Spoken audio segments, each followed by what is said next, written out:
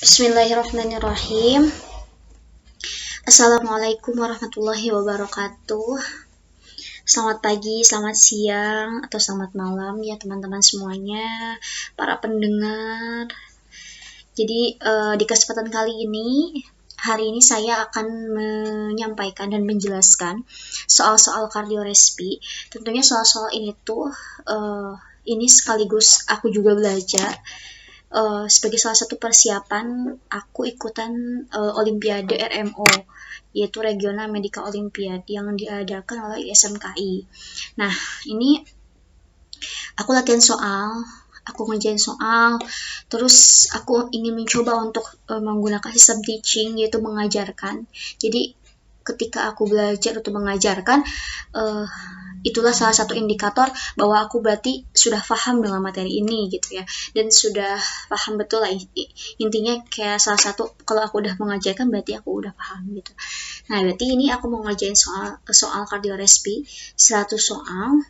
Nah, mungkin nanti aku akan mencoba menjawab soal-soalnya. Nah, nanti teman-teman atau para pendengar semuanya barangkali melihat dan mendengar ternyata jawabannya tuh kurang tepat atau ada yang keliru, mungkin boleh kasih tahu aku ya lewat sosial media atau DM Instagram, komen di bawah atau lain sebagainya. Jadi mohon maaf kalau masih ada yang salah, atau ya pokoknya kita sama-sama belajar lah ya. Oke, kita mulai saja. Oke, bismillahirrahmanirrahim. Kita mulai dari nomor 1. Nah, ini adalah soal pertama dari soal kardiorespi. Nah, kita pahami dulu. Jadi ini aku menyediakan 100 soal ya. 100 soal yang lumayan banyak dan agak rumit juga ya. 100 soal ini tuh benar-benar soal kardiologi sama respirologi. Jadi soal-soal yang berhubungan dengan penyakit jantung dan penyakit paru gitu ya. Mudah-mudahan ini bisa selesai ya 100 soal ini dalam satu kali rekaman gitu ya. Oke, langsung saja ya. Nomor 1, di manakah auskultasi dari katup mitral? Nah, jadi kita harus tahu dulu nih lokasi dari katup mitral itu di mana. Nah, jadi katup mitral itu letaknya tuh di afeks jantung, dan ini tuh kayak harus hafal mati aja ya. Katup mitral itu letaknya tuh di ICS 5. ICS 5 sebelah sinistra midclavicular, jadi sebelah kiri. Nah, kalau jadi kita harus tahu kalau katup aorta itu di linea parasternal ICS 2 yang sebelah dekstra. Kalau yang katup pulmonalis itu di ICS 2 parasternal sinistra. Kalau yang katup tricuspid itu di parasternal kiri, ICS 3 atau 4. Nah, kalau katup mitral itu agak ke tengahan ya, agak ke arah lateral. Itu di ICS 5 kiri midclavicular. Jelas ya? Soal selanjutnya, nomor 2, satu kelompok vena cardiaca farva small vein disebut. Nah, ini aku juga masih bingung. Jadi ada vena cardiaca farva, ada vena cardiaca magna. Kalau magna itu kan berarti vena yang besar. Kalau yang farva itu yang kecil, yang small. Nah, ini berdasarkan aku search gitu ya. Ini tuh jawabannya tuh, jadi kan kalau yang magna itu ke arah belakang. Jadi kan kalau yang jantung arah anterior itu dari sebelah kiri ke atas ke depan, kalau yang sebelah kanan itu ke belakang. Nah, yang small vein itu vena cardia cordis anterior sama vena trabezius. Sebetulnya yang B juga betul sih ya, minime gitu. Tapi aku juga bingung sih ya. Tapi kayaknya udahlah, kita ikut aja. Jawabannya itu A dan C benar, jadi vena cardiaca anterior. Jadi vena yang ada di sebelah depan sama vena trabezius. Vena trabezius tuh ini gitu ya, kayak sinonimnya gitu. Selanjutnya nomor 3, nomor 3, lokasi terbaik vena savena magma untuk melakukan venaseksi adalah, nah, vena savena magma sama vena savena parva. Jadi kita harus ingat-ingat gitu ya. Ingat-ingatnya tuh ada 2 lokasi gitu ya. Medial. Jadi kalau kaki itu medial, medial itu ke arah ke arah anterior, kalau yang lateral itu ke arah belakang, ke arah posterior gitu. Makanya ingatnya gitu aja gitu ya, pasangannya tuh depan ke tengah, yang belakang tuh ke kanan, ke lateral gitu. Aku ingetnya kayak gitu, ada nggak tahu sih imajinasi itu kan seperti apa, pokoknya kayak gitu deh ya. Ingatnya kalau vena savena magna itu kan ada di lateral, bukan lateral, di medial. Itu medial tuh arahnya tuh ke arah anterior. Jadi jawabannya itu adalah anterior dari malleolus medial. Ya. Nah, ini gambarnya. Nah, ini kalau yang posterior dari malleolus lateral itu vena savena varva. Jadi vena seksi ya, itu vena seksi. Ini gini dulu deh, biar luas. Nah, ini gambarannya vena savena magna itu depan terus ke arah lateral gitu ya. Bener nggak sih?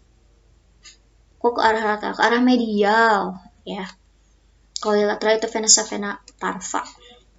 Ingat-ingat. Nah, ini vena seksi itu adalah tindakan invasif yang diawali dengan penentuan lokasi tindakan.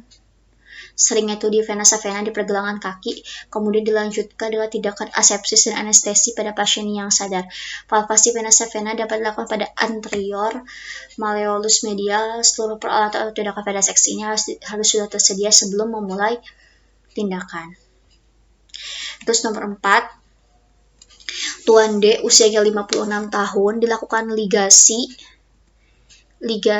melalui sinus transversus perikardial, pembuluh mana yang mengalami penyumbatan. Ini aku juga belum begitu paham sih ya, sinus transversus perikardial itu seperti apa gitu ya. Jadi kan yang ditanyain itu adalah pembuluh mana yang mengalami penyumbatan. Nah, ini kalau aku searching gitu ya, ini ketemu gambar ini gitu ya. Jadi transversus perikardial sinus itu kayak gini lah. Jadi dia tuh kayak, aku juga bingung jelasinnya kayak gimana. Cuman dari petunjuk ini tuh kayak dekat ke truncus pulmonalis sama ke arcus aorta sama ke superior vena parva.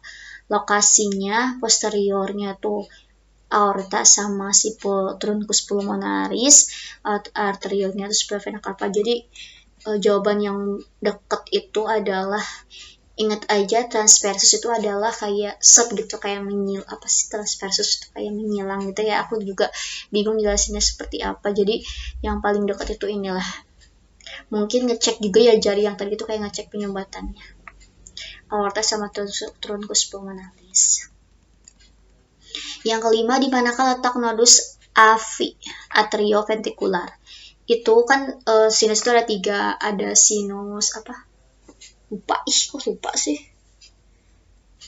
apa sih pokoknya yang di ujung, yang deket vena cava. Nah, itu yang di atas sinus SA apa sinoatrial ya, nodus atrial. Terus yang kedua itu AV. Nah, ini tuh AV itu di tengah-tengah dekat ostium sinus coronaris. Nah, sinus SA, kalau SA itu ada di superior atrium dextra dekat mora vena cava superior. Nanti jadi kayak dia tuh penjalaran listrik di jantung gitu, dimulai dari sinus SA yang kayak pusatnya gitu, kayak dia kayak membuat jantung itu berdenyut, itu sinus SA. Terus dilanjutin ke nodus AV, lanjut ke berkas His, berkas Purkinje gitu ya. Nah, ini untuk letak nodus AV itu ada di dekat ostium sinus coronarius. Selanjutnya ke nomor 6. Plexus cardiacus salah satunya terdiri dari pars profundus. Di mana letaknya? Nah, plexus cardiacus itu berhubungan dengan persyaratan jantung. Nah, itu terdiri dari pars profundus. Nah, jadi ini penjelasannya. Jadi cardiac plexus itu adalah plexus, pokoknya mah plexus of nerve situation at the base of the heart that innervates the jantung. Jadi dia tuh yang menginervasi jantung.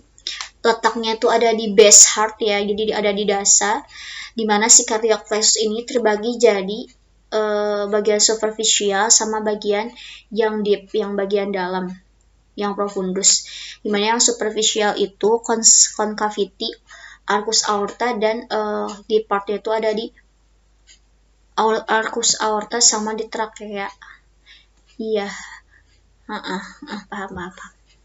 Jadi kalau yang superficial, kita ingat-ingat aja gitu ya, kalau yang superficial partnya itu arcus aorta aja ya. Kalau yang deep itu ada arcus aorta sama si trakea. Tapi aku penasaran ya, cardiac plexus itu apa gitu ya. Cardiac plexus.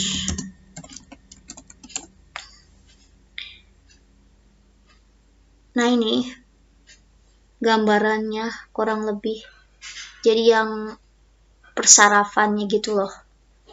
Nah ini kayak persarafannya itu kan emang deket si arcus aorta sama ini bifurcatio trachea. Benar sih ya. Gitu. Terus usah deh. Di antara arcus aorta dan bifurcatio trachea. Di partnya tuh antara arcus aorta dan the trachea. Ini sih trachea, ini bifurcatio, udah gak apa-apa lah ya. Betul mungkin. Lanjut ke nomor 7. Ini apa jawab? Ini soalnya itu sebetulnya kalau buat jawab soal jangan dibaca semuanya. Tips dari aku tuh jangan dibaca semuanya, tapi baca yang di skimming aja gitu, baca poin-poin atau kata kunci yang dianggap bisa jadi petunjuk untuk menjawab soal. Nah ini tuh, ini yang aku bold ini bagian-bagian penting. ICS 2 suara paru. Jadi dia tuh intinya Tuan Adi meniup balon untuk diberikan ke anaknya. Saat dia sedang meniup balon, si anak mendadak mendekat pada dada kanan ayahnya. Dada kanan. Telinganya tuh nempel pada ICS 2 suara paru. Manakah yang sebenarnya terdengar. Jadi dia tuh, si anaknya tuh nempel nih di dada kanan ayahnya. Terus dia itu dengerin suara paru yang daerah ICS 2 ya. Jadi yang bagian terdengar itu yang mana? Ya kita ingat ya, kalau paru itu kan paru kanan, paru kiri. Kalau yang paru kanan itu ada 3 lobus. Paru kiri ada 2 lobus ya, superior gitu ya, kayak gitu-gitu. Ada superior, medius, inferior gitu yang kanan. Nah, kita ingat kalau batas paru itu apa ya? Batas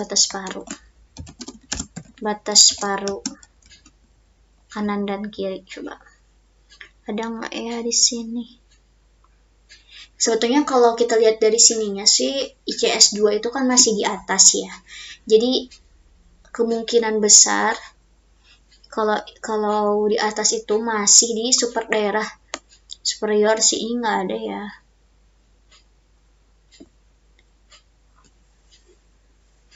Batas bawah pleura ternyata IG 8 ya ke 10. Batas bawah paru lebih tinggi 2 IG dari batas. Aduh, aku nggak ada ininya ya.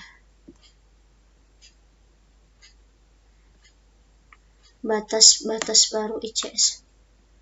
Batas baru coba ICS. Ada nggak ya? Kayaknya nggak ada sih. Ini nggak tahu sih nge-searchingnya apa sih yang betulnya biar gampang.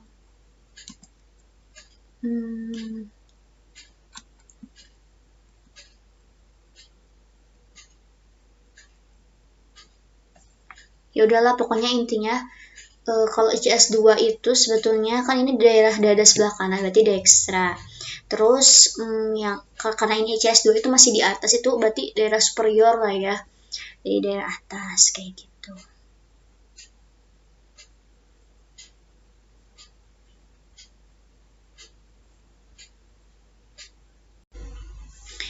Lanjut ke nomor 8. Di nomor 8 ini salah satu otot yang berfungsi sebagai elevator laring waktu menelan. Nah, jadi elevator laring waktu menelan itu adalah, mohon maaf ini ke close ya. Elevator laring waktu menelan itu adalah otot-otot suprahyoid. Nah, jadi kalau otot suprahyoid itu ada 4 otot yang harus teman-teman ingat gitu ya. Ada 4 otot yang terletak di atas ya, supra itu kan di atas ya.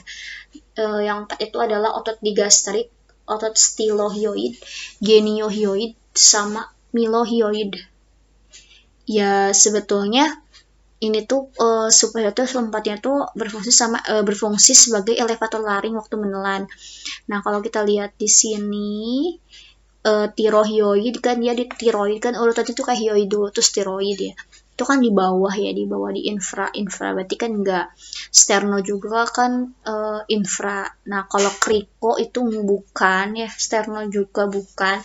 Makanya berarti yang benar tuh geniohyoid, itu termasuk jenis otot suprahyoid. Oke kita lihat ya suprahyoid itu apa aja.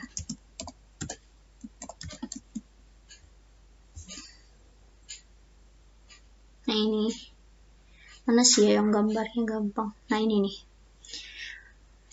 genio, digastrik, milo. Nah ini milo yang kayak luas gitu, paling luas. Terus ini yang kecil stilo.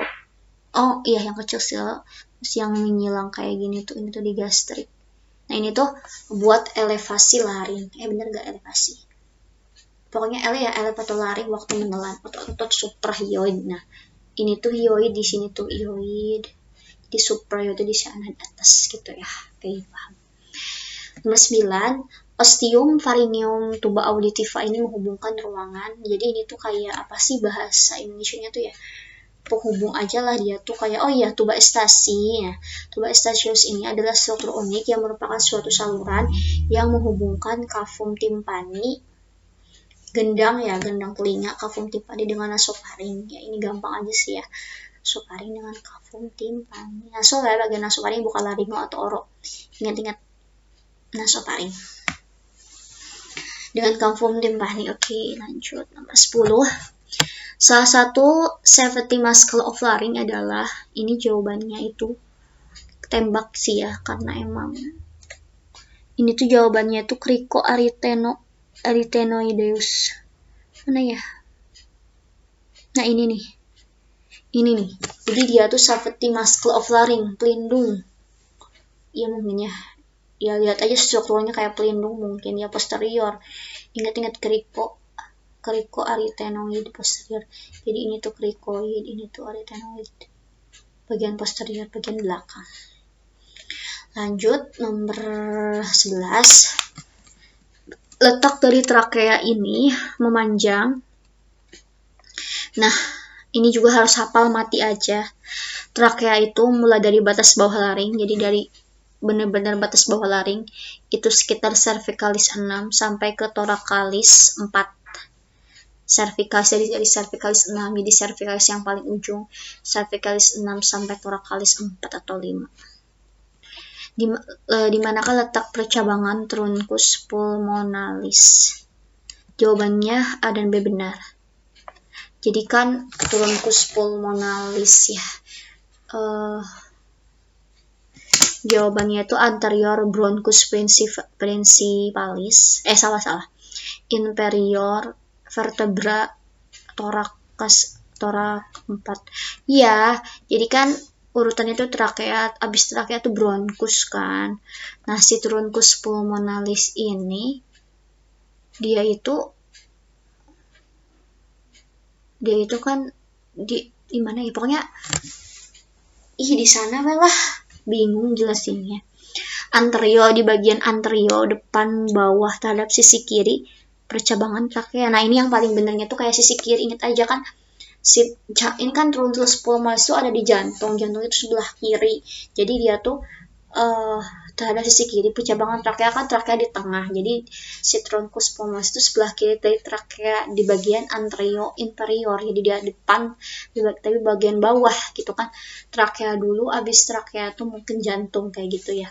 Terus inferior vertebrae thorax 4 atau 5. Tadi kan thorax 4 atau 5 itu masih trakea ya. Jadi ini di bagian inferiornya. Gitulah ya. Jadi masih agak bawahan mungkin. Kayak gitu. Terus berapakah segmen bronkus dari bronkus utama hingga saccus alveoli? 23. Ini search aja gitu ya, langsung aja jawabannya tuh dari bronkus, dari mana sih? Dari bronkus utama sampai ke sakus alveoli itu 23. Ini nggak tahu sih ngitungnya kayak gimana, cuman dapat aja jawabannya inilah ya. Terus anatomi lobus paru yang benar itu ingat tadi kan udah jelasin ya kalau paru kanan itu 3 lobus. Nah ini kayaknya hafal mati juga sih ya. 10 segmen. Tar. Ini 10 segmen, nggak tahu di mana ya. Aduh lupa, pokoknya kayak gitu deh jawabannya tuh paru kanan 3 lobus 10 segmen ya. Terus lanjut nomor 15. Bayi laki-laki baru lahir di rumah sakit sianosis. Nah, sianosis itu tanda dari kan sianosis itu kekurangan itu ya, kekurangan oksigen. Jadi dia tuh kayak kekurangan oksigen, jadi biru-biru anaknya. Jadi sianosis itu adalah tanda dari kelebihan bentuk Hb tereduksi dalam darah. Jadi Hb tereduksi kan Hb itu kalau misalkan dia ngangkat oksigen, nah dia tuh malah tereduksi. Jadi dia tuh Hb tanpa oksigen, warnanya ungu muda, makanya anaknya tuh suka biru-biru. Nah, hemoglobin tereduksi pada darah arteri ini menimbulkan sianosis secara klinis. Terus nomor 16. Diagnosisnya, ditanyain diagnosis. Di sini tuh pemeriksaan rinoskopi. Nah tuh benjolan, permukaannya licin, mengkilat, tidak ada nyeri, terkadang mulai digerakkan. Hidung tersumbat, sukar membuang ingus, dan merasa ada sesuatu dalam hidung. Nah ini jelas sih polip ya. Kenapa? Karena emang ada benjolan, terus mengkilat juga, licin, merasa ada sesuatu dalam hidung. Nah polip nasi. Kalau rinitis itu nggak sampai muncul benjolan ya. Rinitis vasomotor juga enggak. Karsinoma nasofaring ini parah banget, ini kayak kanker enggak. Deviasi septum juga keluhannya nggak seperti ini. Deviasi itu kayak pembengkokan septum hidungnya ya. Terus nomor 17, pemeriksaan penunjang apa yang tepat. Ini tuh sebentar. Pemeriksaan penunjang yang tepat adalah, jadi dia tuh dia tuh kan mengeluh pilek ya, sama hidungnya buntu 3 minggu. Habis itu pemeriksaan fisiknya itu obstruksi nasi bilateral pada septum nasi, ulkus progresif, granulasi, desus hebat, serta krusta. Jadi itu kayak ada gangguan di sinus paranasalnya. Nah jadi pemeriksaan penunjangnya itu yang paling mungkin itu adalah CT scan gitu. Karena kalau di rinoskopi kan nggak mungkin, karena dia kan udah ulkus progresif, udah destruksi hebat ya. Terus ya yang paling mungkin di CT kalau foto ronsen kan dia kayak buat tubuh bagian besar ke kayak dada gitu ya, nggak kurang gitu kalau buat sinus paranasal. Makanya di CT scan untuk memastikan diagnosis lebih lanjut. Terus nomor 18, pria 42 tahun, benjolan di hidung, terus ada nodus ulceratif dengan permukaan berlapis-lapis dan telangiektasis, disertai perabahan keras yang berbatas tegas. Nah ini jawabannya itu melanoma maligna. Ini kan kayak tai lalat gitu ya. Jadi dia tuh bener nggak jawab? Oh, jawabannya apa sih? Jawabannya karsinoma sel basal ya, bukan melanoma maligna. Karena kenapa? Kan karsinoma sel basal atau basalioma ini adalah neoplasma yang berasal dari sel tanpa keratin. Nah, gambarannya itu nodulus kecil berkilat dan beberapa telangiektasis, mirip kan ya. Telangiektasis kecil di permukaannya. Nodulus ini dapat membesar perlahan dan berulcerasi di bagian tengah. Ulkus membesar dan dikelilingi tepi yang meninggi. Nah, tepinya meninggi kan. Di sel mutiara di tengah ulkus roden, kadang-kadang luka bisa ibadah oleh singa yang paling mungkin itu ada karsinoma sel basal. Kenapa melanoma maligna enggak? Karena dia tuh kanker ganas ya, dan cirinya itu adalah lesi kehitam-hitaman pada kulit. Nah kayak gini enggak kan, kalau ini kan cuman nodus ulceratif dengan permukaan berlapis-lapis dan telangiektasis, perabahan keras berbatas tegas gitu, cuman gitu doang, tapi enggak bahaya gitu. Enggak, ini kan kanker ganas kalau yang melanoma maligna. Terus kalau yang karsinoma sel squamous juga parah banget sebetulnya, apa ya pokoknya penjelasannya. Terus kalau keratosis actinis, dia itu kayak gini nih gambarannya. Keratosis actinis itu kondisi kulitnya itu jadi kasar, menebal, bersisik, akibat sinar matahari dalam waktu yang lama atau penggunaan alat tanning. Kemudian kalau nervoselular itu adalah lesi kulit melanositik jinak yang terjadi akibat proliferasi melanos pada jaringan kulit. Jadi jawaban tadi udah gas ya, yang pasien basah. Terus, nah ini yang nervoselular. Nah ini biasanya orang-orang kayak gini ya, itu jinak karena memang pertumbuhan melanosit yang cukup banyak. Terus nomor 19 itu adalah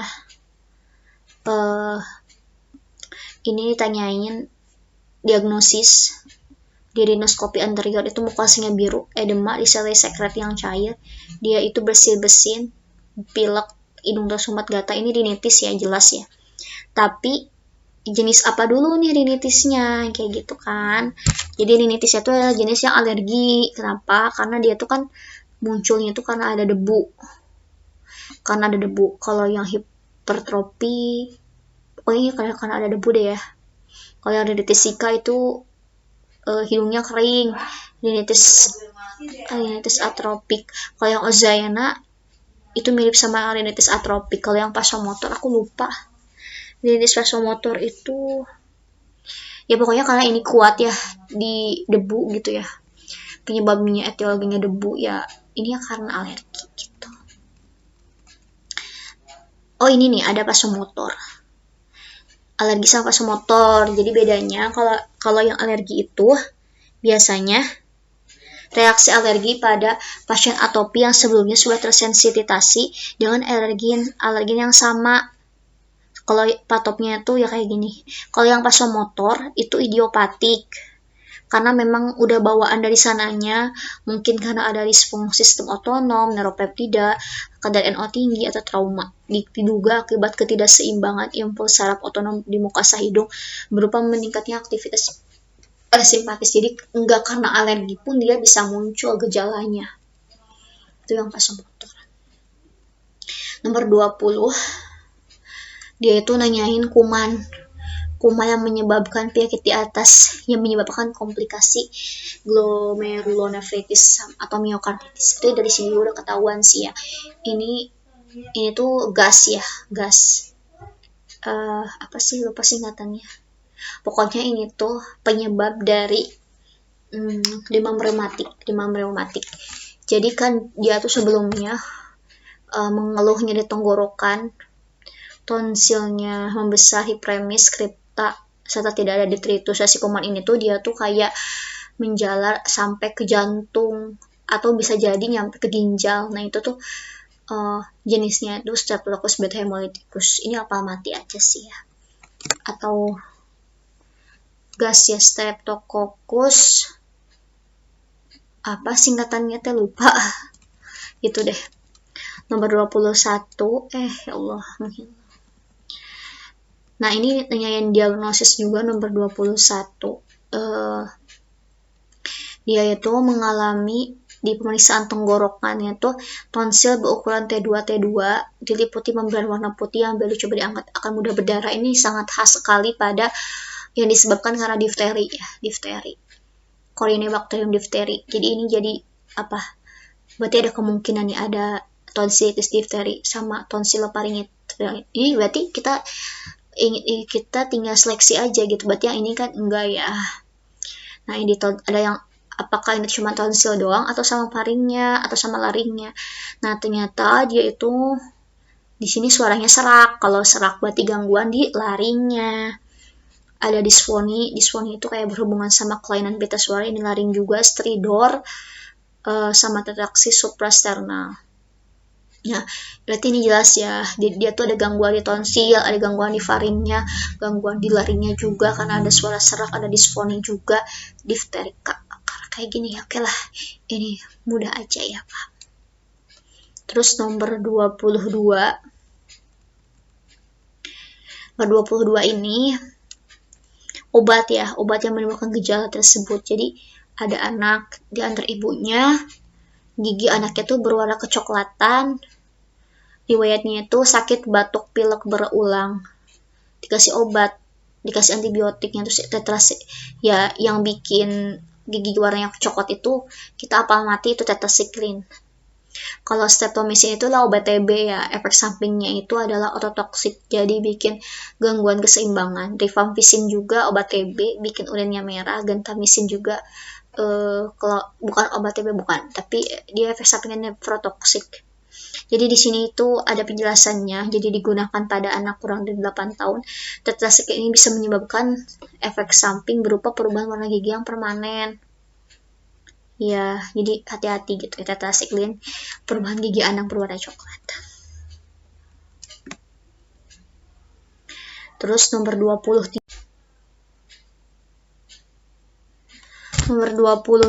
itu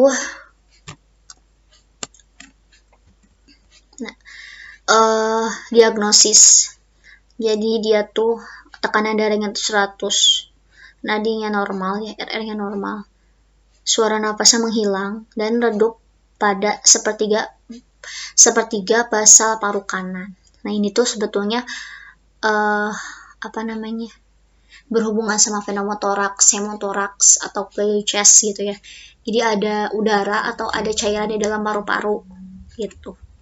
Nah, jawabannya apa? Jawabannya itu hemato. Kenapa hemato? Kan hemato itu kan adanya darah di dalam paru-paru, di dalam toraks, kok paru-paru sih? Di dalam toraks sih, di antara paru-paru sama pleura. Nah, kenapa hemato? Kenapa kemungkinannya cairan? Karena di sini saat diperiksanya tuh hasilnya tuh redup. Karena kalau isinya udara atau pneumotoraks itu biasanya bukan redup tapi ke sonor atau hipersonor. Karena di sini redup pada sepertiga basal paru kanan, berarti kemungkinan dia tuh hematotoraks. Ya. Nah, ini nih penjelasannya hematotoraks. Jadi suara inspeksi, palpasi, perkusi, saat perkusinya itu redup. Karena kalau pneumotoraks itu hipersonor karena isinya udara. Begitu. Ada pleural chest. Lanjut ke nomor 24. Diagnosis ini barrel chest. Nah, ini barrel chest itu sangat khas pada PPOK. Nah, ini PPOK itu kan gabungan antara bronkitis kronis sama emfisema. Jadi jawabannya tuh A, jelas. Nah, kenapa bronkitis kronis nggak diituin? Karena bronkitis kronis itu lebih ke khasnya tuh batuk-batuk yang sangat lama gitu. Tapi dia tuh kan justru merasakannya sesak, perokok berat, kontak TB. Ya, iya benar. Jadi emfisema pulmonum aja deh. Terus ini 25 pada foto toraksnya itu, jadi dia itu kecelakaan sesak nafas di foto toraks, situs costophrenikus kanan tumpul. Jadi ini tuh suatu tanda yang khas. Jadi ada cairan di dalam pleuranya. Jadi sinus costophrenikus itu adalah sudut yang dibentuk antara diafragma dan tulang rusuk. Di dalam kondisi normal, sudut sinus costophrenikus itu ada pada pemisahan radiologis, memang akan tampak lancip. Jadi normalnya itu harus tajam, harus lancip. Karena memang normalnya itu tidak ada cairan di daerah tersebut. Karena pernyataan yang Anda sebutkan ini suatu kondisi yang normal. Nah, kalau si sinus costophrenikusnya tumpul, itu tuh menandakan adanya cairan. Nah, kalau cairan berarti efusif pleura. Kalau ini kan bukan ya. Berarti efusif pleura jawabannya. Nomor 26. Jadi diagnosis. Nah, ini gambarannya tuh hiperlusen pada paru kiri dan gambaran paru yang kolaps. Hiperlusen tuh kayak hitam-hitam kayak gini lah ya, kurang lebih. Pada paru kiri dan gambaran paru yang kolaps. Ini sangat khas sekali pada pneumotoraks, adanya udara ya. Jadi kan kalau si parunya tuh ada radiolusen, ada radio opak. Kalau radio opak itu kan putih-putih. Itu berarti kamu ada cairan, tapi ini kan hiperlusen berarti hitam gitu kan. Pada paru kiri gambaran paru yang kolaps, berarti emang ada udara nih di antara paru sama si itunya, antara paru sama pokoknya bronkotoraks deh, lupa itunya. Nah, berarti adanya udara kan, hiperlusen. Nah, ini berarti kemungkinan pneumotoraks. Gambaran paru yang kolaps ini sangat khas sekali terjadi pada pneumotoraks. Kenapa? Jadi si paru ini tuh kayak terdesak sama udara yang masuk gitu.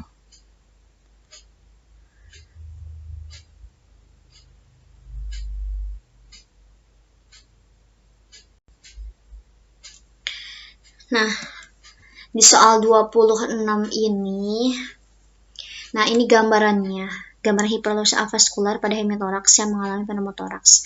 Bagian paru yang kolaps dan yang mengalami pneumotoraks dipisahkan oleh pleural white line. Pleural white line dan visceral pleural line, ya kayak gitulah ya. Terus lanjut ke nomor 27. Seorang laki-laki 23 tahun naik gunung, mengeluh kelelahan, mengantuk, dan nyeri kepala. Tiba-tiba tidak sadarkan diri. Apa mekanisme yang terjadi? Jadi kan kita tahu kalau semakin tinggi ketinggian, itu kan tekanan oksigennya itu makin kurang, makin sedikit. Makanya tekanan oksigen di alveoli menurun di ketinggian. Jawabannya itu. Nomor 28. Diagnosis ini jelas betulnya ya. Perkusing hipersonal berarti isinya udara.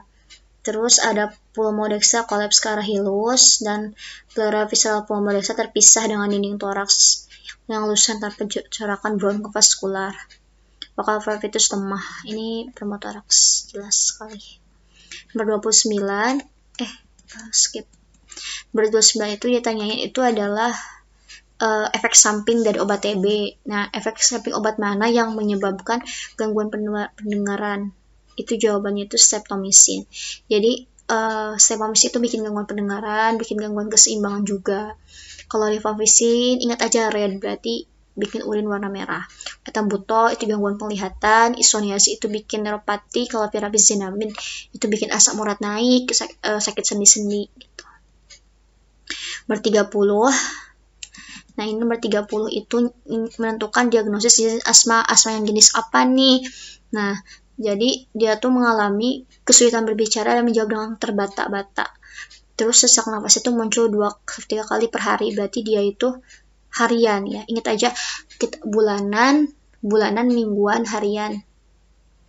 Berarti intermittent, persisten ringan, persisten berat, berarti ringan, sedang berarti ya. Ini kan munculnya harian ya. Nah, jadi aku ingatnya inilah coret-coretnya. Ini bikin paham banget. Jadi kalau kekambuhannya itu intermittent ringan, intermittent, persisten ringan, persisten sedang, persisten berat. Nah, ini kekambuhannya itu bulanan, mingguan, harian, dan ini continue terus-menerus. Terus ini tata laksananya. Intermittent gak usah ditata laksana. Kalau yang persisten ringan itu dikasih ICS 400. Pasti ICS lupa. Lupa. Terus ya itulah pokoknya mah paham. Terus nomor 31, masalah terhadap alat kontrasepsi oral. Nah, ini mungkin berhubungan sama tadi urinnya warna merah. Jadi dia itu kan keluhannya itu kan keringat dingin malam hari, berat badannya nurun. Ini dia sakit TB ya. Dia diagnosis TB paru aktif, makanya dikasih OAT, obat anti tuberkulosis. Masalah terhadap alat kontrasepsi oral. Kok oral sih ya? Oh, kirain teh di bawah. Berarti apa dong? Obat apakah yang dapat memberikan masalah terhadap alat kontrasepsi oral? Rifampicin nih kayaknya benar. Kenapa? Karena kan kontrasepsi. Ya udah deh, untuk jawaban sementara rifampicin ya. Terus kita lanjut ke soal nomor 32.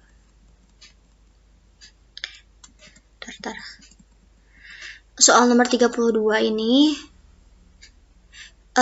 dia sakit TB, enggak deh. Dia itu mengalami keluhan kayak TB ya. Batuk dahak, kental berwarna putih, nafsu makan menurun, badan lemas, demam ringan, keringat malam hari. Tapi setelah dicek sputum BTA, SPF1 negatif. Nah, makanya harusnya tindakan selanjutnya apa? Dikasih antibiotik non OAT gitu ya.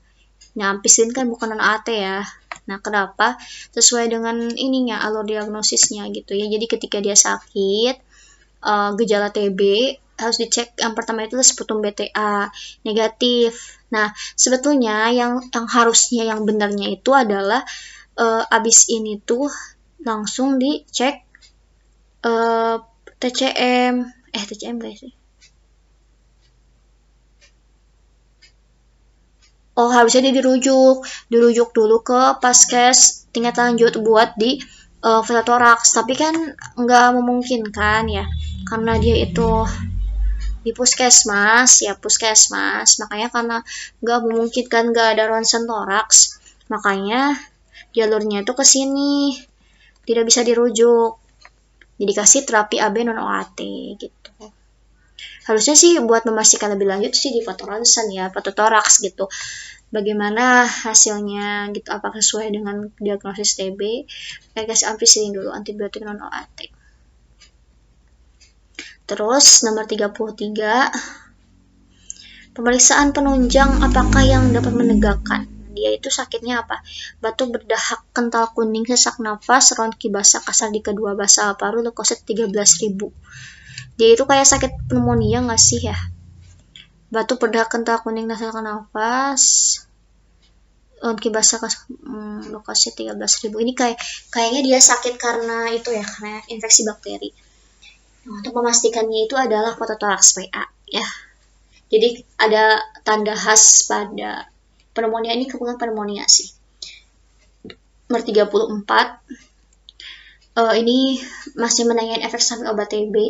Asam uratnya 11 ini naik ya asam uratnya. Nah ini biasanya efek samping dari virazinamid.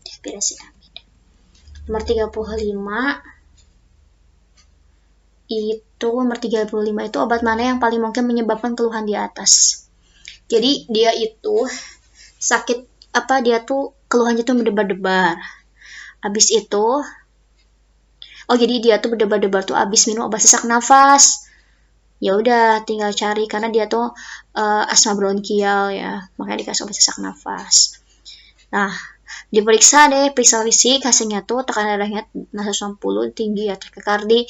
Nah, obat yang paling memungkinkan itu adalah, jadi ya kan kita tahu tadi, dia kan nanyain ya obat sesak nafas yang bikin debar-debar tuh apa ya, salbutamol, efedrin kan obat dekongestan, terbutalnya tuh bronchodilator, ritodrin nggak tahu, phenylpropanolamin itu dekongestan juga.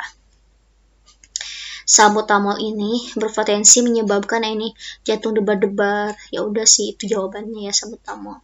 Terus 36, ini 36 itu kenapa dimerahin?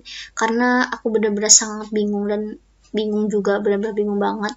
Coba deh kita baca dulu. Jadi ada wanita hamil 32 minggu, keluhan sesak nafas, mengi, satu jam yang lalu. Jadi dia tuh ngalaminnya itu setiap sebulan, setiap sebulan sekali sejak kehamilan. Wheezy, ekspresi memanjang, diperkirakan akan terjadi persalinan dini. Nah jadi kan ini kan bahaya banget ya, dia tuh kayak asma gitu kan. Nah untuk mencegah efek buruk dari persalinan dininya itu apa? Mungkin dikasih lama atau laba. Nah ini jawabannya tuh dexamethasone katanya. Tapi aku bingung apakah jawabannya benar atau tidak. Ya udah sih kita ngikutin aja. Kalau teman-teman tahu boleh nanti kasih tahu aku ya. Nomor 37, ada wanita sesak nafas merasa tercekik setelah di antibiotik intravena. Terapi yang tepat itu apa? Dikasih adrenalin ya. Jadi adrenalin itu adalah dikasih buat pasien yang henti jantung. Jadi adrenalin atau epinefrin ini untuk mengatasi ya adrenalin sih jawabannya, karena dia itu merasa sesak dan tercekik. Nah kalau atropin ini buat pasien yang bradikardi, buat yang lambat banget denyutnya. Atropin. Lidocaine itu buat penghilang rasa sakit kayak bius. Terus nomor ini jawabannya apa tadi? Jawabannya adalah adrenalin guys. Terus nomor 38,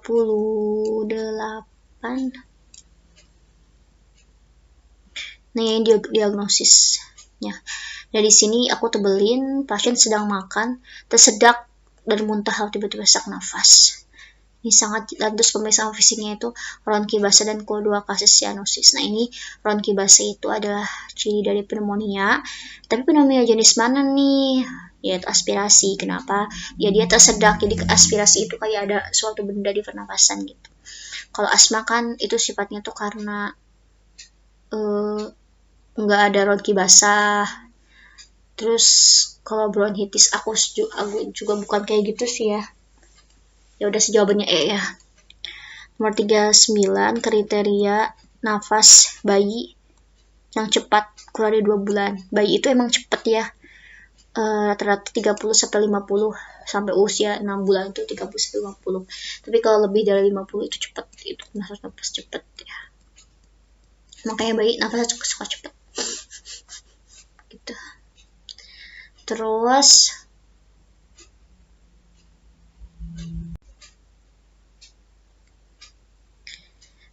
kita lanjut ke nomor 40.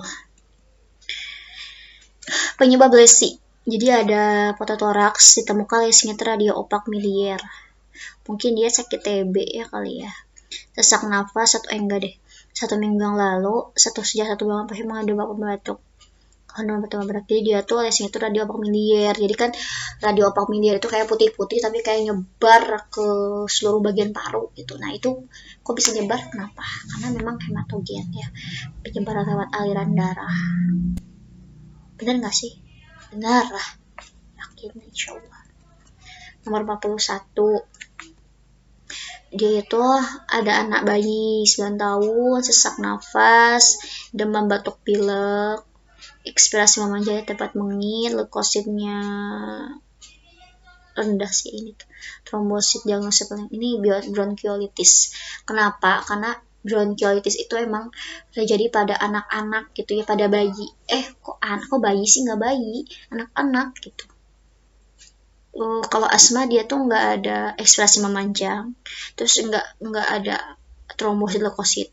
Bronkopneumonia itu harusnya tuh ada gejala pneumonia tuh kayak basal paru, itu yang tonsiloraks. Pneumoaspirasi juga enggak, bronkitis akut juga enggak. Jadi yang paling mungkin sih bronkiolitis ya. Kalau bronkitis akut itu harusnya batuk-batuk sih.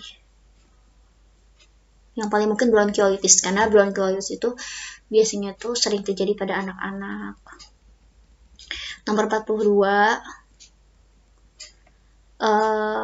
jadi ada anak laki 4 tahun, ditanyain tata laksananya. Jadi dia tuh batuknya nggak sembuh-sembuh 3 minggu, terus batuk darah dan dicek uji tuberkulinnya positif. Jadi dia positif, terus juga demam namun tidak terlanggi menjelang dini hari. Nah, tata laksananya berarti dia kemungkinan OAT ya, OAT. Dia kemungkinan TB karena ini batuk 3 minggu, uji tuberkulinnya positif, kemungkinan dia TB sih. Terus karena kronis kali ini batuknya, bukan cuma obat batuk biasa, dikasih obat batuk antitusif doang, nggak mempan kayaknya deh. Nah ini juga aku bingung nih, ini soalnya ngaco, ini optionnya ngaco sih. Ini soalnya tentang pneumotoraks, karena di sini dia tuh pulmonexia kolaps ke arah hilus, terus ada terus vokal primitus yang melemah, hipersonor. Jadi ini pneumotoraks, ininya optionnya ngaco. Terus nomor 44 itu adalah ditanyain kasus TB jenis apa. Jadi ada perempuan, dia itu batuk 3 bulan 1 tahun yang lalu pernah didiagnosis TB. Terus dia itu pernah dinyatakan sembuh juga karena udah berobat, tapi setelah diperiksa lagi BTN-nya tetap positif. Nah ini kenapa? Berarti dia tuh termasuk dalam kasus gagal pengobatan. Nah makanya kalau gagal begini ditata laksana dengan kategori yang kedua gitu. Kalau kategori 2 kan buat pasien yang kambuh, pasien gagal pada pengobatan dengan paduan OAT kategori 1. Jadi kalau kategori 2 itu diberikan sama buat pasien-pasien yang ngeyel, buat pasien-pasien yang gak disiplin makan obat, jadinya kasih kategori 2. Kalau kategori 1 itu dikasih buat kasus yang baru, buat yang terdiagnosis klinis atau yang terkonfirmasi bakteriologis. Nah, kayak jelas ya. Terus Yang nomor ini kategori 2 tanpa streptomycin. No ya, streptomycin itu dikasihin nih kategori 2.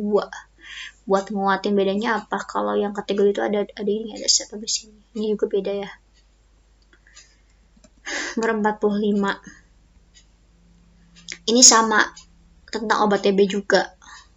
Nah, dia itu mengeluh keluhan kebas di seluruh jari tangan. Berarti dia tuh kesemutan ya. Neuropati. Nah, itu adalah efek samping dari obat isoniazid. Neuropati perifer. Nomor 46. Nah, dia itu ditanya diagnosisnya apa. Nah, ini keluhannya itu sesak nafas, hilang timbul 2 hari lalu, ada mengi, ada batuk. Terus dia itu mereda setelah minum obat pelega atau reliever ya. Terus ternyata ayahnya itu menderita dermatitis atopik, ini ada alergi. Terus saat diauskultasi itu ada wheezing ekspirasi. Dan jenis sel yang meningkat jumlahnya, yang ditanya adalah jenis sel yang meningkat jumlahnya pada. Jadi yang membedakan, jadi ini tuh asma ya. Jadi kan asma itu kan diakibatkan karena alergi. Emang udah bawaan tuh kayak gitu. Nah, berarti yang meningkat itu adalah eosinofil. Nah, makanya bedanya sama si PPOK ini, yang meningkatnya itu neutrofil. Apa ya, lupa penjelasannya di mana deh. Catatannya mana ya? Wait, mana ya? Kok nggak ada? Wait. Aduh, bingung deh. Nggak ada. Pokoknya yang membedakannya itu gitu. Kalau yang alergi itu eosinofil sama limfosit. Kalau PPOK itu neutrofil yang meningkat karena apa? Ya itu deh pokoknya. Terus nomor 47. Ini soalnya sama kayak yang tadi ya. Kita skip aja. Nomor 48. Ini juga sama. Gigi anak berwarna kecoklatan tetrasiklin. Nomor 49. Pengobatan yang tepat. Nah, dia itu belum pernah mendapat terapi tuberkulosis sebelumnya. Berarti dia kategori 1. RHZ ya. Oh, ini anak-anak kata. Berarti ini cari tata laksana TB buat anak-anak. RHZ 4RH. Nah, ini RHZ 4RH. Jadi selama 2 bulan dikasih rifampicin, isoniazid, sama virabizinamid. Kenapa nggak dikasih etamputol? Soalnya kasihan ya kalau anak-anak udah takutnya dia jadi buta warna, kan kasihan ya, masih anak-anak. Terus 4 bulan pas selanjutnya dia dikasih rifampicin sama isoniazid. Nah, ini untuk anak-anak. Nomor 50. Airway management. Jadi manajemen saluran nafas. Ternyata ada anak perempuan 13 bulan, dia itu makan kacang sambil bermain. Ternyata tersedak nih. Berarti ini kayak gimana nih airway management atau tersedak? Yaitu dengan Heimlich maneuver ya. Jadi teknik mengatasi tersedak pada anak yang dapat. Jadi dia tuh digunain pada anak yang di atas 1 tahun gitu. Kalau blowback itu buat bayi. Ini blowback, Heimlich maneuver. Terus kalau yang abdomen thrush, sebetulnya abdomen thrush sama Heimlich maneuver itu hampir mirip sih. Ada chest thrust. Nah, kalau chest thrust itu kalau chest thrust itu biasanya dilakukan pada pasien yang obes, pada pasien yang ibu hamil. Terus haus guys.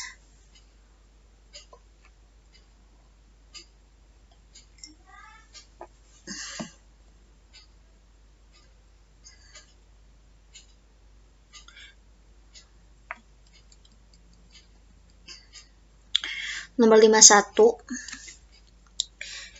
Diagnosis. Jadi dia itu perselubungan homogen radiolucent dan hemitoraks dan mediastinum bergeser ke sebelah kiri. Fraktur kosta 3 dan 4. Jawabannya apa?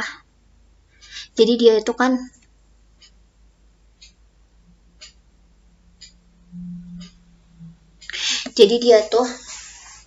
deviasi trakenya tuh ke arah yang sehat. Jadi kan gangguannya tuh ada di kanan. Berarti ini pneumotoraks kanan. Benar, pneumotoraks kanan. Karena kalau atelektaksis itu deviasinya tuh ke arah yang sakit gitu. Karena kalau yang sakit parunya tuh di kanan, dia tuh deviasi ke arah kanan karena dia itu kayak deviasinya tuh ke kiri, tapi ternyata yang sakit itu ke kanan, berarti dia tuh pneumotoraks. Terus yang nomor 52,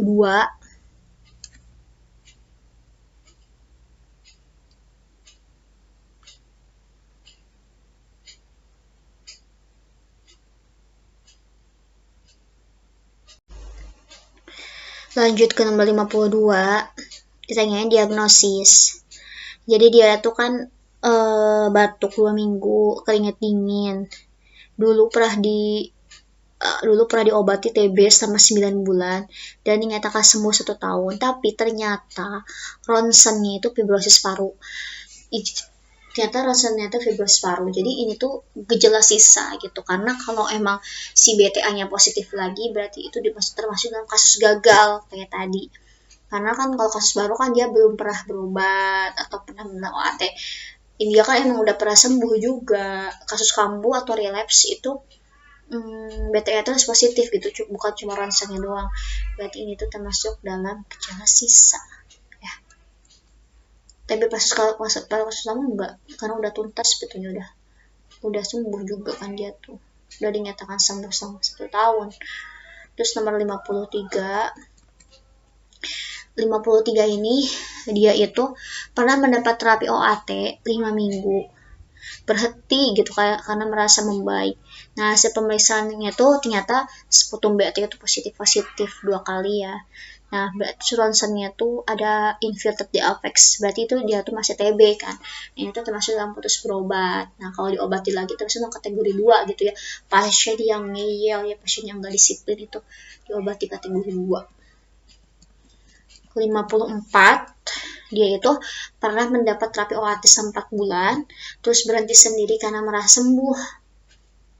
Nah, ini termasuk kasus drop out. Kasus apa ya, drop out tuh kayak ngilang gitu. Pasien yang ngilang ya. Makanya drop out.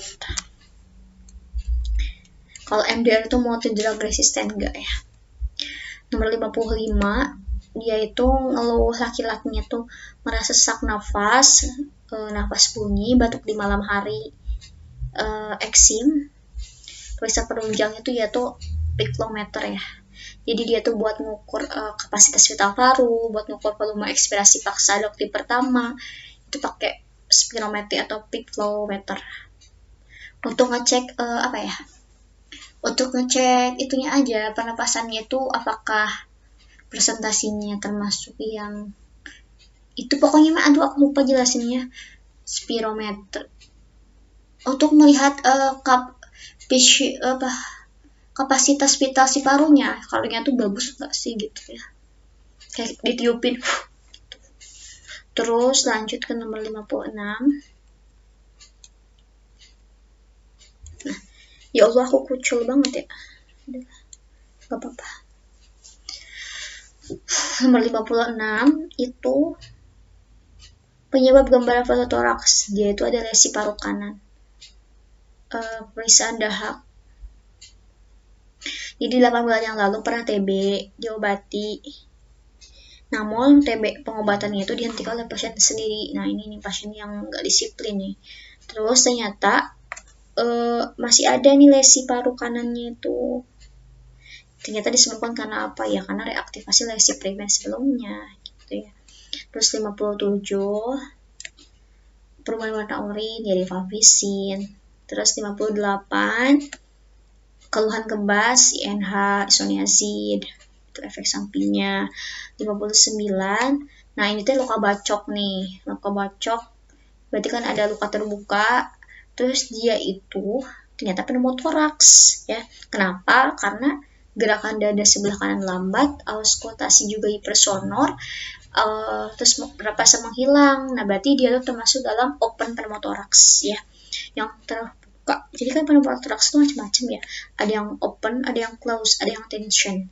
Kalau yang open itu tata laksananya itu adalah sucking chest wound. Sucking sih, open pneumotoraks itu ciri khasnya itu ada sucking chest wound, jadi ada luka ya, luka. Terus talaknya itu occlusive dressing teeth in 3 sides gitu ya. Terus kalau yang close itu biasanya tuh kan luka itu ya, blunt tuh apa kayak memar.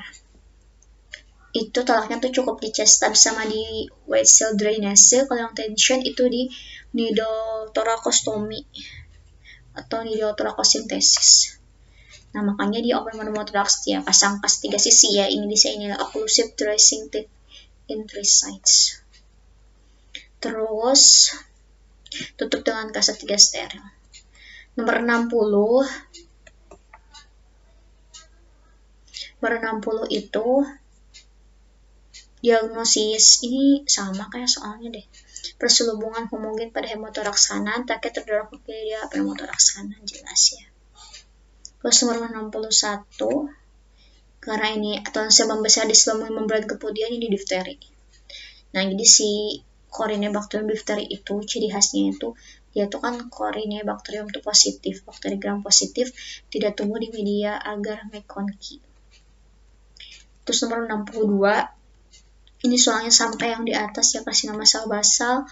Nomor 63, nah nomor 63 dia itu ada ibu bayinya tuh sakit, usianya 5 bulan, sesak nafas disertai panas tinggi dan batuk berdahak.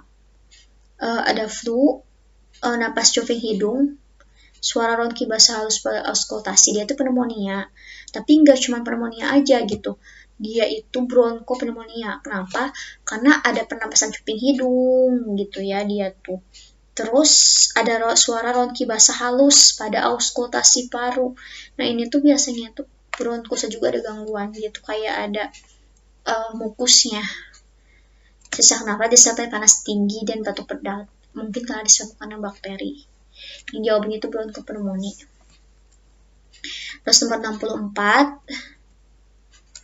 sama soalnya hampir mirip. Jadi dia tuh usia 3 tahun, tersedak gitu ya. Ya bisa di Heimlich maneuver atau di abdomen thrush. Terus nomor 65 penyebab gangguan pernafasan.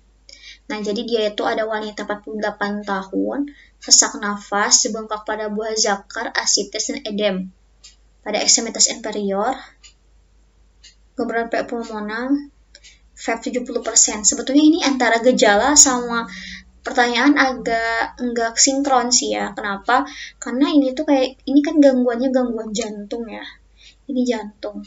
Tapi ini tuh yang ditanyain tuh gangguan pernafasan gitu. Kayak bingung, ini tuh kayak gangguan gagal jantung kanan. Tapi ini soal tuh pertanyaannya tuh gangguan pernapasan. Tapi ya udahlah, petunjuknya tuh cuma dari sini aja. VAP-nya tuh 70%. Normalnya tuh kan, nah untuk VAP itu volume ekspirasi paksa detik pertama. 70% berarti di bawah 80 ya. Itu ada gangguan, berarti ada gangguan obstruksi dilihat dari VAP-nya. Kalau yang restriksi itu gangguan pengembangan paru dilihat dari kapasitas vitalnya. VAP-VC. Terus nomor 66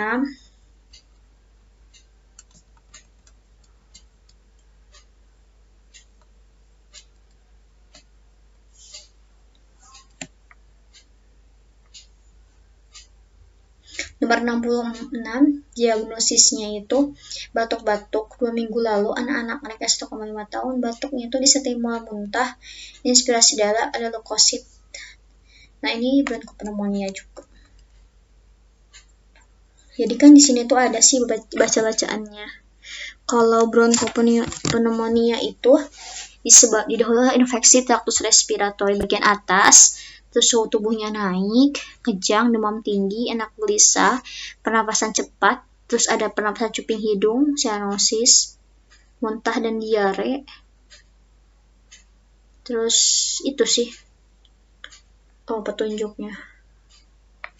Ya, itu petunjuknya.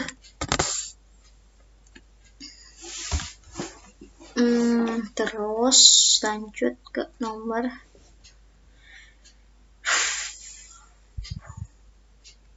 67 itu obat yang menimbulkan keluhan kadar asam urat ya, itu harusnya pyrazinamin. Ini nggak ada jawabannya, harusnya pyrazinamin sih. 68 sesak nafas pada malam hari ya, seringnya bersin-bersin, pasien nggak ngerokok, sesaknya tuh sebentar, kadang-kadang tanpa dahak. nggak ada demam. Nah ini tuh asma kronis sih, asma kronis ya asma kronis, karena khas dia itu sesak nafas terutama pada malam hari itu asma. Terus nomor 69, pemeriksaan ronsen toraks itu ada radiolucent, hipersonar, ini pneumotoraks, jelas ada udara di dalam rongga toraks. Nomor 70 ini adalah pria 33, urinnya berwarna kemerahan, keluhan batuk pilek disertai sakit saat menelan, udah sebabun edem pada kaki. Pemeriksaan penunjang, jadi dia itu sebetulnya kayak tonsilitis, tapi dia tuh kayak ditanyain si bakterinya itu apa. Nah makanya dikasih cek nih pemeriksaan penunjangnya itu lewat ASTO, yaitu antistreptolysin O. Kenapa? Jadi si ASTO ini yaitu buat ngecek bakteri grup A Streptococcus, karena bakteri inilah yang menyebabkan keluhan ini batuk pilek serta sakit saat menelan di tenggorokan, itu pakai ASTO. Biasanya itu pada anak-anak, tapi lama-kelamaan waktu makin tua itu bisa menyebar bahkan sampai ke jantung. Ini bahaya banget sih. Terus nomor 71, ya semangat yuk, 30 soal lagi.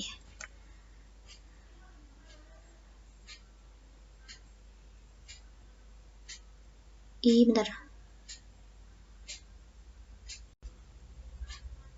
71, pengobatan hipertensi menurut JNC 7 yang tepat JNC. Jadi dia tuh kan 160/100, ini tuh grade 2. Sebetulnya ini masih bingung ya, sebetulnya kan kalau di alurnya itu bisa dikasih diuretik, bisa dikasih ACE inhibitor. Kalau beta blocker ini nggak boleh. Kenapa? Karena ini buat yang gagal jantung juga. Pokoknya ini juga nggak. Kenapa? AC sama RBT harus dipilih salah satu. Nah ini tuh bisa dikasih satu, sebetulnya kayak diuretik doang bisa, atau ACE inhibitor doang bisa, sampai dosisnya maksimal. Tapi dua-duanya juga disatuin tuh bisa kombinasi, tapi dosisnya itu dua-duanya itu belum maksimal. Jadi ya mungkin yang C dulu aja deh ya. Nah ini gatot nggak ya, kayak gitulah ini untuk tata laksananya. Terus nomor 72, efek samping yang dikonsumsi. Jadi dia tuh, nah ini jadi si pasien itu dia tuh hipertensi 170 dan dikasih obat sama dokternya, dan efek sampingnya itu adalah sering kencing. Nah efek sampingnya berarti kemungkinan obat yang dikonsumsi itu adalah obat diuretik jenis thiazid, dan efek sampingnya itu adalah hipokalemia. Terus nomor 73, jadi ada pasien, dia tuh punya riwayat DM, dan tekanan darahnya tuh segini. Terapinya apa? Terapinya itu adalah captopril aja. Jadi dia tuh ACE inhibitor. Ya sih itu yang paling aman. Soalnya di sini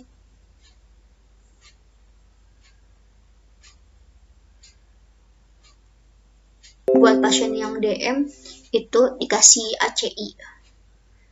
Kalau beta blocker kurang bagus, CA juga. CA anggoni sih bisa ya, tapi ya udahlah, aman aja. Biasanya yang ACE inhibitor tuh bisa dipakai kemana aja sih. Ya. Terus nomor 74, pemeriksaan penunjang yang mendukung karena diagnosis. Jadi itu sesak nafas, bengkak di tungkai, minum obat hipertensi, sehari lalu pernah mengurinnya berwarna agak sedikit merah. Clearan creatinins. Dia itu untuk mendiagnosis keluhan dari ginjal. Jadi kan dia tuh kan ada bengkak di kedua tungkai, berarti kemungkinan itu ada gangguan ginjal. Makanya dicek juga nih fungsi ginjalnya, yaitu cek clearance kreatininnya. Jadi clearance kreatinin itu adalah volume plasma darah, clear of creatinine per unit time gitu. Terus nomor 75, ini saran untuk pasien. Jadi dia itu ada pasien obes dirawat di ICU tahun yang lalu karena infark. Terus ternyata pemeriksaan labnya itu kolesterolnya tinggi, TG-nya juga tinggi, LDL-nya tinggi. Nah dia tuh ada gangguan hiperlipidemi. Dikasih apa ya? Kasih aja statin. Statin itu obat yang sering dipakai karena dia itu menurunkan kolesterol, sintesis kolesterol, sama meningkatkan reseptor LDL buat nurunin LDL-nya. Ya udah sih. Jadi statin tuh HMG koadaptase inhibitor. Lanjut. Lobet sebentar guys. Jadi sebetulnya hiperlipidemi itu banyak banget macamnya ya. Dari mulai hiperkilomikron, hiperkolesterol, banyak pokoknya, tinggal dibaca aja di sini. Terus nomor 76 itu ada soal, dia ada kasus dia itu tertusuk pisau, terus dia tuh pena lehernya melebar. Nah ini tuh benar-benar sangat khas ya, triad Beck's pada kardiak tamponade. Nah, tata laksananya itu adalah dengan perikardiosintesis. Jadi ini Beck's triad. Jadi kardiak tamponade itu benar-benar sangat khas, itu yaitu hipotensi, tekanan darahnya sangat rendah 70 di sini juga. Terus dia itu jugular venous distension dan muffled heart sound.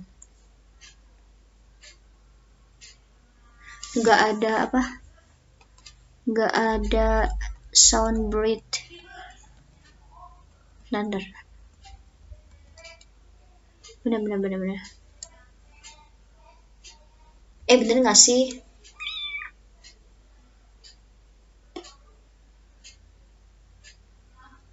Tapi kayaknya bener deh ini. Atau diransang toraks dulu guys? Enggak deh, karena dia tertusuk pisau. Ini karena dia tertusuk pisau sih, jadi parah, jadi perikardiosintesis. Nomor 77, dia itu gambaran boat shape heart, ini sangat khas sekali pada tetralogy Fallot. Biru juga kan dia cyanosis. Nah ini gambaran kayak boot pada PG tetralogy Fallot. Nomor 78, obat hipertensi yang di kontraindikasi dia itu punya riwayat asma. Nah kalau yang asma jangan kasih beta blocker, yaitu propranolol. Nomor 79, dia itu tekanan darahnya tinggi, tapi dia tuh edem. Dikasih apa nih? Kasih furosemid ya. Kenapa? Karena dia tuh ada gangguan ginjal guys. Karena dia tuh kakinya bengkak, perutnya besar, padat. Terus dia juga undulasi positif, hepartraba. Jadi dia tuh ada gangguan ginjal, makanya jangan dikasih tiazid, ya udah kasih aja deh furosemid ya. Nomor 80, pemeriksaan tambahan untuk menegakkan diagnosis. Jadi dia itu sesak nafas, tidak ada riwayat ginjal, pembesaran jantung, di ronsen toraks, ronsen jantung, tekanan darahnya segini. Nah ini di EKG gitu ya, untuk memastikan gitu apakah ada gangguan gelombang itunya, pokoknya EKG dicek EKG ya. Nomor 81, aduh capek guys. 20 lagi, semangat ya Allah. 81, jadi ada ibu hamil nih 8 bulan, tapi ternyata dia tuh hipertensi. Ya Allah, kasihan banget gak sih? Dan hasilnya itu proteinuria. Terus gimana nih tata laksananya? Dikasih ini ya, infus dextro 5% sama magnesium sulfat. Kenapa? Kalau hipertensi pada keadaan hamil itu dikasih ini MgSO4. Terus di sini juga disebutin si MgSO4 sama di sini tuh apa? Drip infus dextrose. Ya udah sih itu aja ya jawabnya. Terus nomor 82 nih, 82 aku merahin yang nggak ngerti nih sama soalnya. Nanyain tekan darah abis RJP, yang ngerti banget sih. Nomor 83, perbandingan kompres jantung luar dan bantuan nafas 30:2 ya. Jadi 30 kompres sih jantungnya, 20 nafas. Terus nomor 84, obat yang paling tepat. Jadi dia tuh ada perempuan 60 tahun.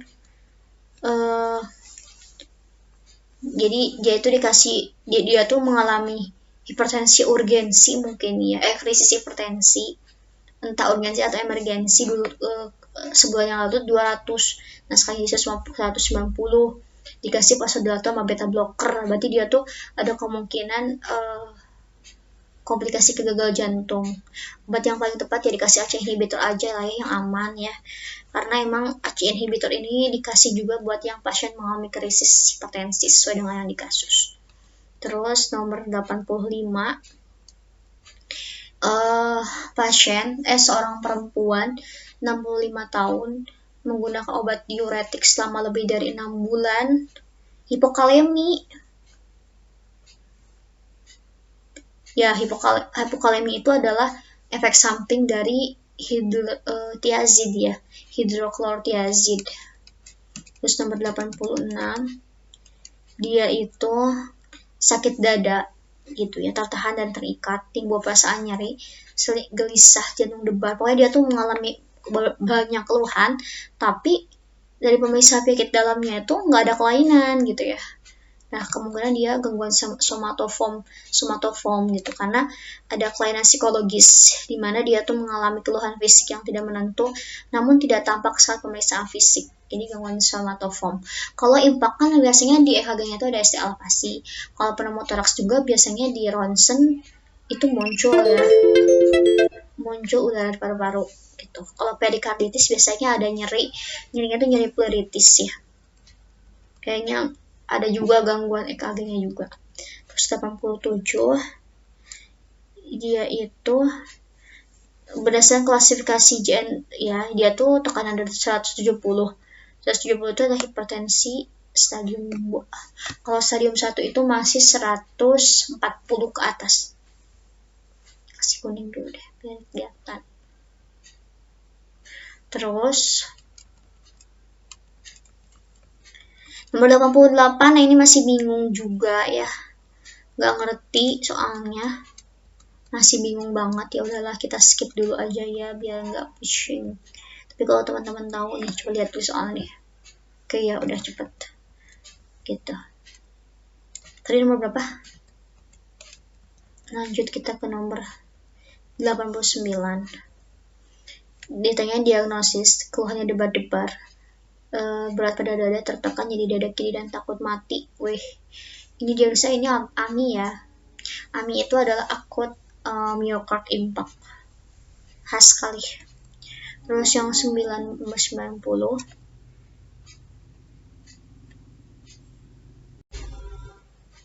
terus yang nomor 90, anak laki-laki 1 tahun, dia itu mengalami muntah proyektil. Nah, kalau dia muntah proyektil ya jelas sih dia tuh mengalami stenosis pylorus.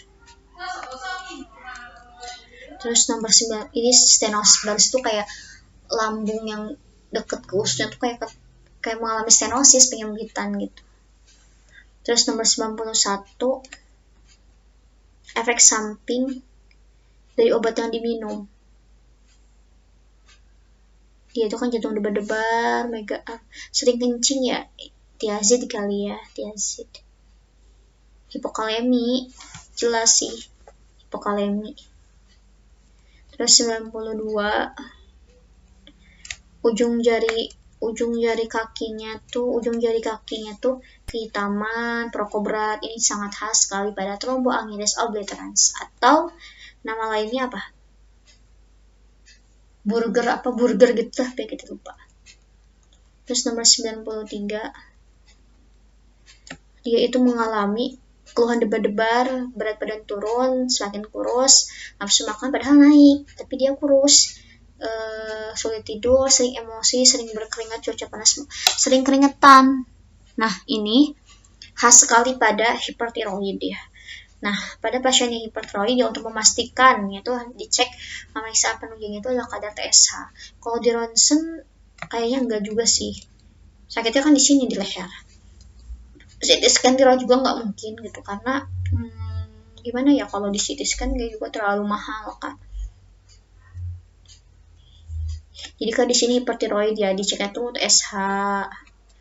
Terus nomor 94, seorang wanita mengalami keluhan tungkai kanannya bengkak, tidak disertai nyeri. Kalau nggak nyeri itu dia limfedema bengkak. Kalau dia nyeri itu DVT.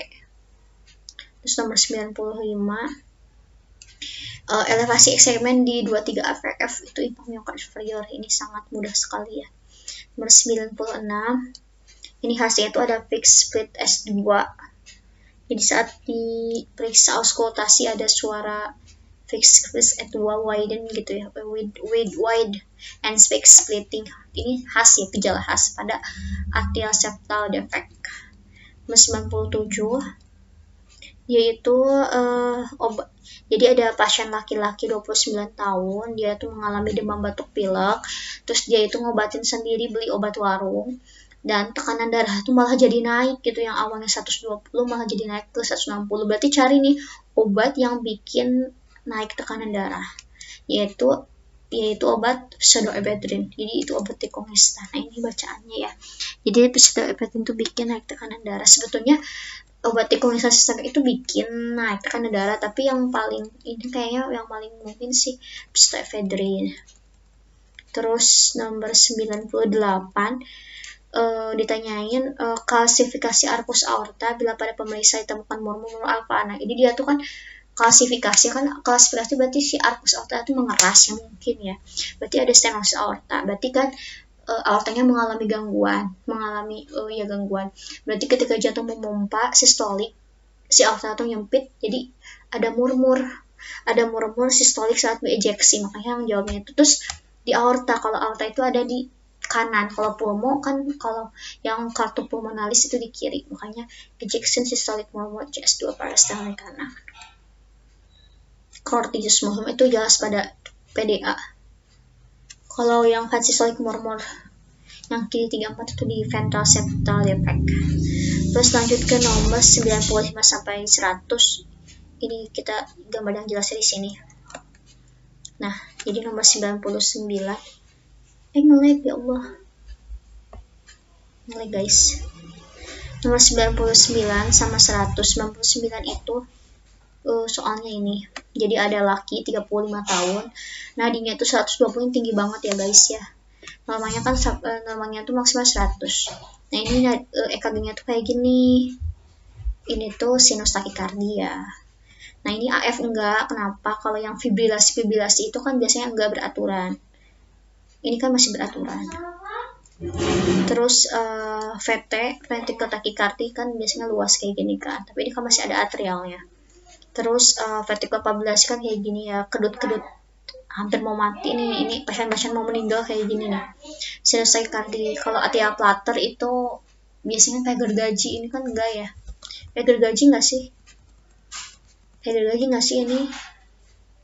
Kayaknya enggak deh.